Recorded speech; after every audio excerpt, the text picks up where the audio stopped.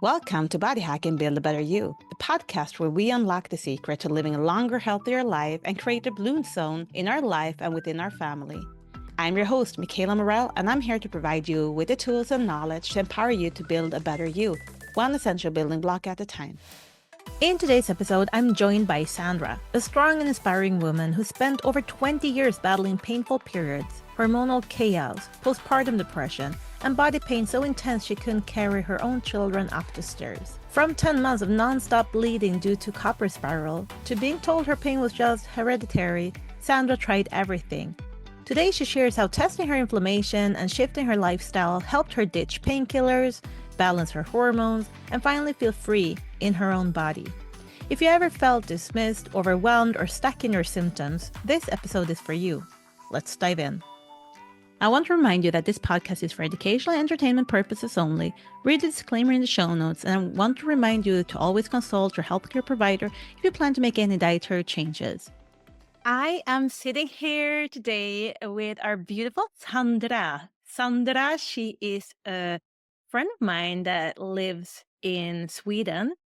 I actually got connected with her through Instagram a long time ago, and it was another girl that connected us, and we have become very, very good friends. And Sandra, I know that you are living in Sweden with your 3 kids, husband, and a horse, and you have a farm, kind of like a little, a small recreational farm.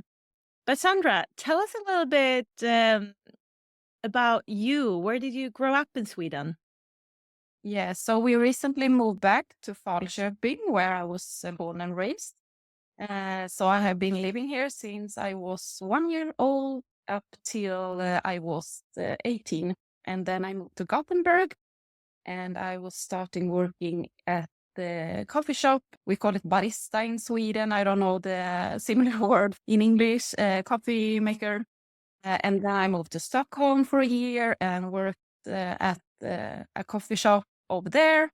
And it was a lot of partying going on in the early 20s. And then I moved back to Gothenburg and I was starting my family as 25 years old. Okay, so 25 years old, that's still pretty young for people to start having kids. So I know that we're going to talk about your health journey today, and especially your menstruation pain, right? Yes. And I'm curious, had you started experience menstruation pains before you had kids, or did that come after? No, it was actually quite early in my teenage years. So when I was like 13, 14, 15, I experienced a lot of pain during the periods. And the only explanation I got was from my mother that has been having the same struggle with menstrual pain. And it was just the only answer I got. It was that she had the same, so that was normal. And I got like heavy periods and the long periods and a lot of pain. So I had to take pain pills. And that was the only explanation I got. Like, she had the same, and that's why I got this heavy menstrual pain.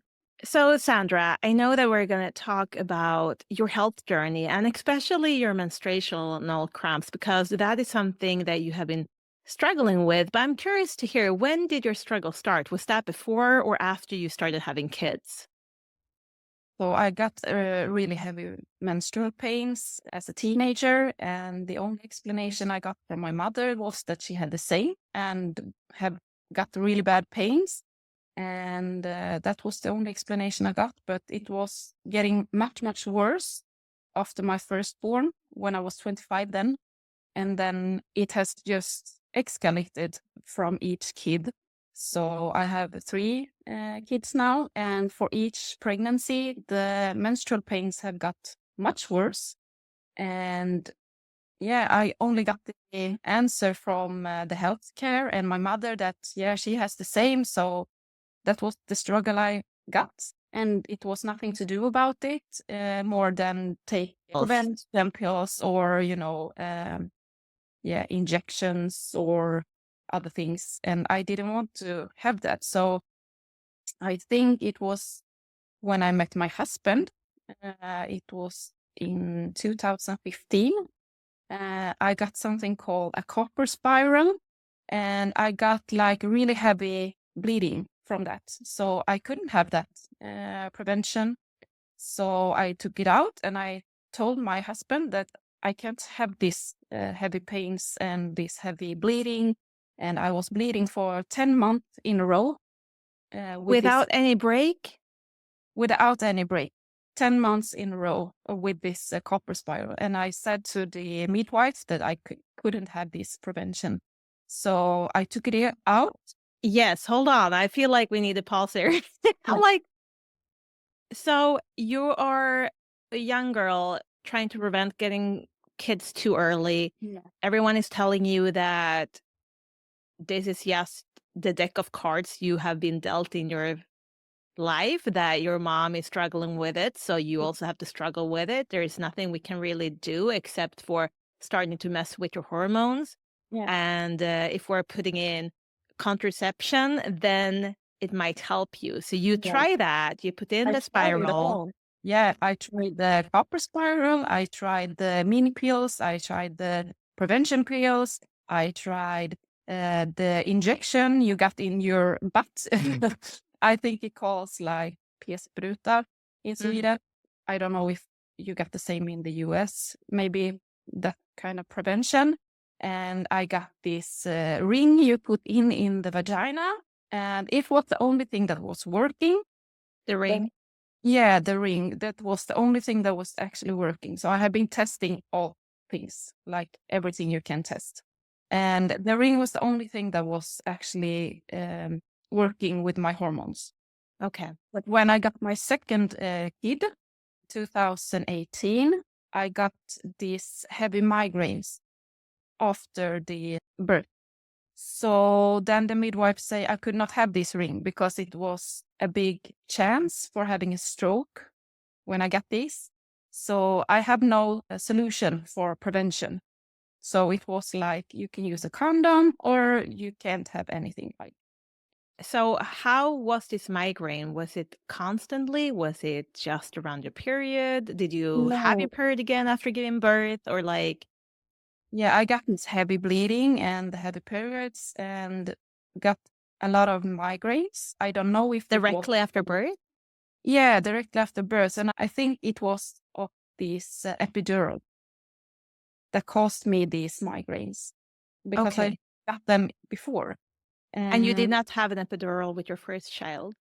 Yes, I have, but I have not experienced this with migraines. So I think something went wrong when I got my second born. Okay. And after this epidural, I got these heavy migraines also and the heavy bleeding. And I also got a very hard PMS. And it was, I think, even PMDS because I was really depressed. I got the delivery postpartum depression. Okay. Yeah. So after my second born. So that was about a year. I got these struggles about the postpartum depression and PMS, and my hormones were just all over the place, and the heavy bleeding. And the midwife say I could not take this prevention ring. Yeah, you had a bigger chance of having a stroke since you were combining the ring with the headaches. With the migraines, so I couldn't use it. So I was like, I don't want more kids because I got so scared of this postpartum depression and the PMS and yeah. So the first year after my second one was born was total chaos with my hormone. Yeah. Well, then I told my husband, I don't want any prevention because my hormones are so messed up. So I need to like balance them and come to a better solution. Mm-hmm. It was long after when I met you and when I started the health protocol. So it was, yeah, my third one was born in 2021. So when was all of your kids born? You had your first one Uh, 2012, 2012, and then you have your second one in 2018, 18, and then you have your third one in 2021. Yeah. Okay. Just to get a little bit perspective of how long time you're struggling with menstruational cramps, with migraines, with PMS, and so on. Mm. Because right now, people might just be listening and may not see your beautiful face. But how old is your oldest kid now? He's 12. 12. Okay. Yeah. And all of these menstruational cramps started way before he was born Yeah. and but down in your teenager years. So you Yeah. have been struggling with these probably for around 20 Yeah, maybe. years Yeah. Something when like you met me. Yeah. And I'm curious too, if you're open to share it, like what age did your menstruation start and when did your cramping start? So I got my period quite late because I'm pretty long and thin. So I was not so much weight. And I also got an eating disorder when I was like 13, 14 years old. Mhm. So my period started very late. I think I was about 13 when my period started. And it got much worse, maybe when I was like 14, 15. And it just has escalated then since my kids has been born. Worse for each pregnancy, definitely. Yeah. Yeah. And I want to go back a little bit too, because we were talking about like now you have 3 kids, you Yeah. can't use any prevention, you don't really want to have more kids. So there is not a lot of different options then for contraception when we are struggling with hormonal imbalances and reading the labels of different contraceptions too. We can often see side effects that are pretty scary. And a lot of women are not really educated about these. They're sold that it will prevent you to get kids. So, of course, women that wants to go to university, that wants to have a future career, they are very easily sold in to just using a pill or putting something in that will interfere with not becoming pregnant, that will stop that, hopefully. But there is more and more people starting to speak up over how, when they started implementing a new contraception, how that completely turned their health around, like in a negative direction. And I believe it's important to have a conversation regarding this too. I just want to make that as a side note for people that are listening, because you might have a child, a daughter, a friend, or a wife that are struggling with their health, and you do not really know what's behind it. And starting to research, you might want to research the side effects of the contraception that you are using. So, Sandra, somehow we get in contact. The universe works in mysterious ways. And you started sharing a little bit of your journey and what you had been struggling with. And we started making a new health regime for you that included, of course, we did take the test. You were having lots of pro-inflammatory building blocks versus anti-inflammatory building blocks. Do you remember your ratio? Yeah, it was 17-1. 17-1. So that was almost Yeah. twice as bad as I was. I So think I can it's like- totally understand that you struggled with your health. Yeah, it's 2 years this spring since I took the first test. My health got very much improved since I did these changes in my diet and with the supplements I was taking. So I have been on supplements for almost whole my adult life, and it didn't work. Tell me a So little bit about what you were doing before I met you, because I remember when I first met you, I was so impressed that you had actually done research, you were actually implementing supplementations in your life. What were you doing before you met me? yeah, so I have always liked training a lot and running and power walking and training at the gym, like heavy weights lifting, going to the treadmill and everything. And I was taking these supplements. I was taking omega 3s. I was taking magnesium. I was taking MSM, I was taking spirulina, I was taking everything. And I thought I did everything right. But as a fact, when I was testing my balance between the ratio omega-3 and omega-6, I got these test results that was actually making me questioning what I have been doing for these whole years, because it was have not been working for me, and I was taking the wrong supplements. I was taking the cheap ones you get at the drugstore or at the grocery store, and it was not working. And I also even taking a little bit more expensive supplements. I was not feeling the function, and I was struggling with depression. I was struggling with anxiety. What's it? Anxiety. Anxiety. Yeah. Yeah. And I was struggling with my mental health.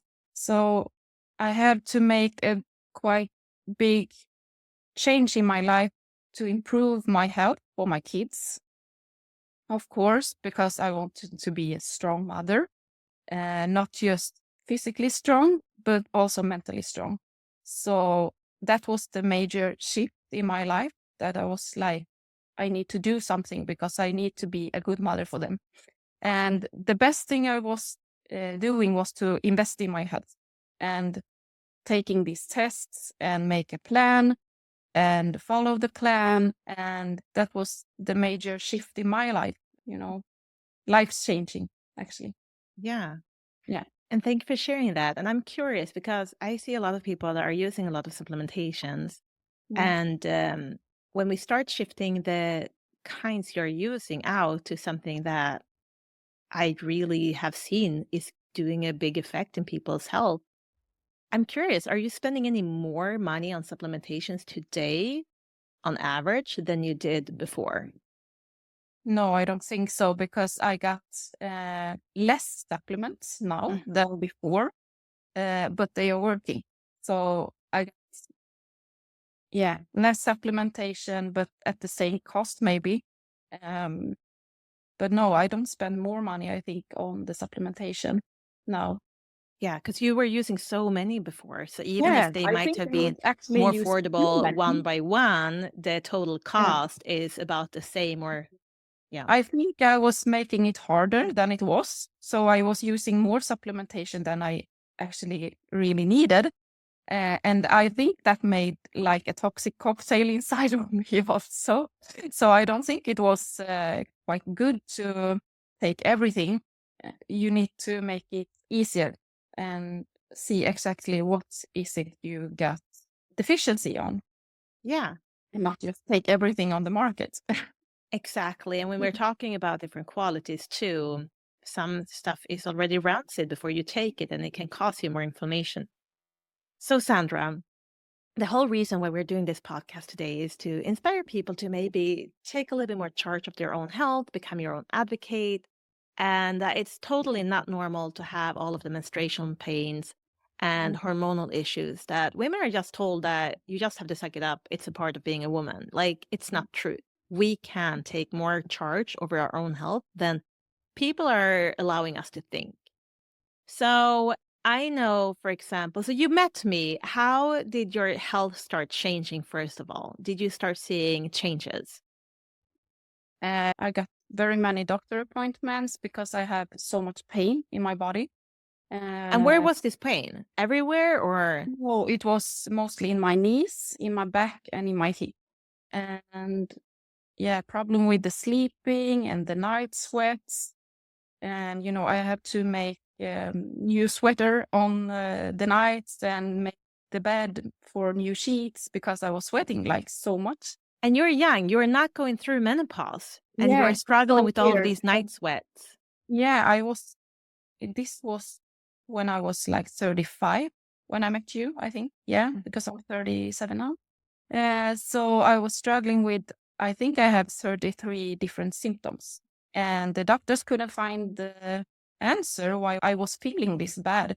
And they think I got MS, and they think I got fibromyalgia, and I got these heavy pains in my back and in my hip and in my knees. I couldn't lift my kids from the sofa downstairs to the upper upstairs when they got to sleep. So my husband had to pick them up and put them to their beds because I couldn't carry them. And I got so much pain in my body, and I was like living in my bathtub. I was sitting in my bathtub and putting this hot water all over my body because this was the only thing to cure the pain, because I had so much pain in my body. And I took a lot of tests and also vitamin D to see the deficiency. I got a little bit low, but I also got hypothyroidism, and that explains a lot of my symptoms as well. I think maybe also with the toxic lifestyle, a lot of partying, I was smoking, I was not eating the right things, and I was also training very, very hard.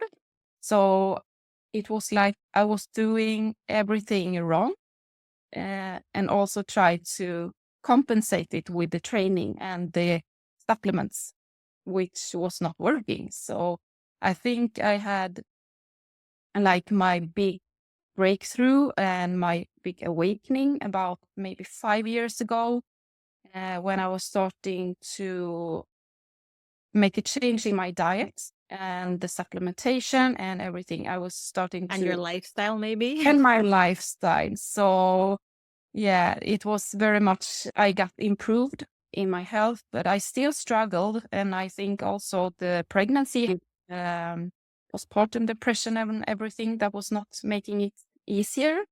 So I think this hormonal struggles with the pregnancies and the menstrual pain and the PMS and the depression.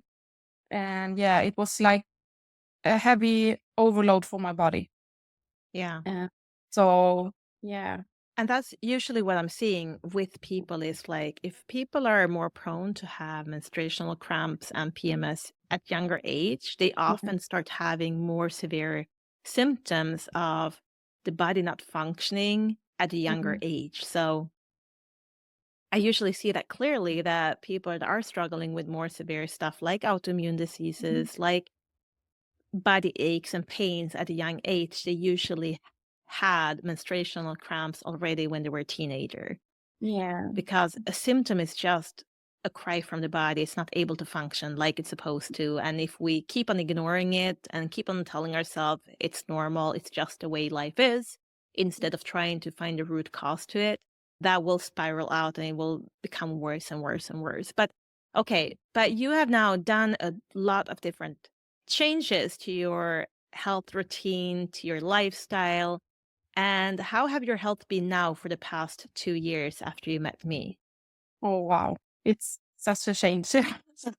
All the hormonal imbalances and everything has got much more improved. So I'm feeling much more happier, and my body feels more like it's working the way it is. The pains are gone. So I have not had almost any pains these last 2 years. How many painkillers have you been eating the last 2 years?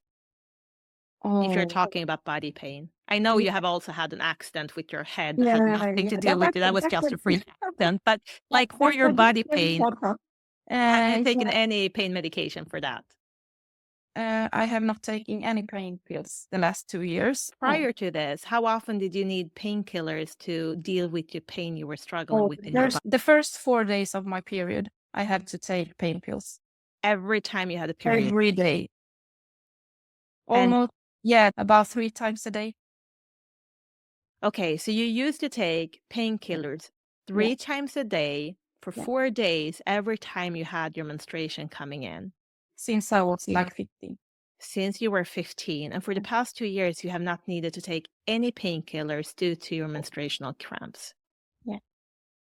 And now I'm curious to hear, because Sandra called me and she said, Michaela, I had forgotten all about it, but now my body just reminded me on how I used to live my life. So what happened was that Sandra had to go through a surgery. Yeah. And when she's doing a surgery, of course, the doctors are telling her to not use any omega-3 for the 2 weeks prior and like a few weeks after as well. But I'm curious, Sandra, was it only the omega-3 you cut out, or did you have to cut all supplementation? No, I have to cut all supplementation out, Yeah. because they also told me that you couldn't take magnesium. And I was wondering why, because they said it was also thinning the blood. Okay. So Am she I- was not allowed to take any of her No. supplementations. So what's happened, Sandra, when you hadn't been taking the supplementations, you went in, you did the surgery, and then you came back home. What happened? Yeah, so a few days after the surgery, I got my period, and it was so much pain.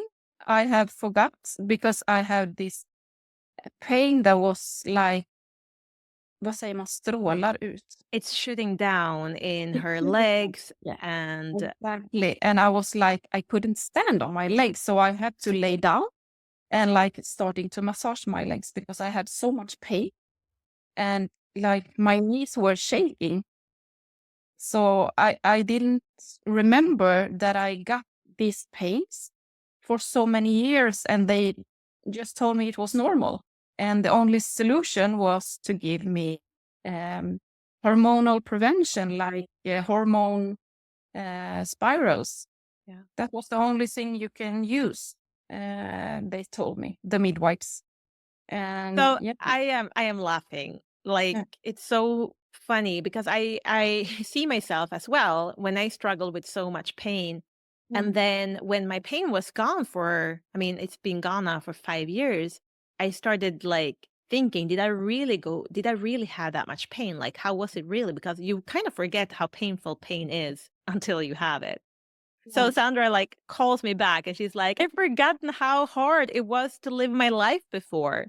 Because the pain she's experiencing, it is really shooting down her legs to the extent that she can't stand up. She needs to lay yeah. down.